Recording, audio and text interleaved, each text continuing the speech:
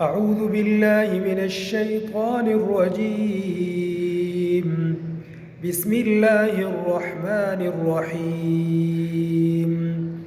إذا زلزلت الأرض زلزالها وأخرجت الأرض أثقالها وقال الإنسان ما لها يومئذ تحدث أخبارها بأن ربك أوحى لها يومئذ يصدر الناس أشتاتا ليروا أعمالهم فمن يعمل مثقال ذرة خيرا يره ومن يعمل مثقال ذرة شرا يره.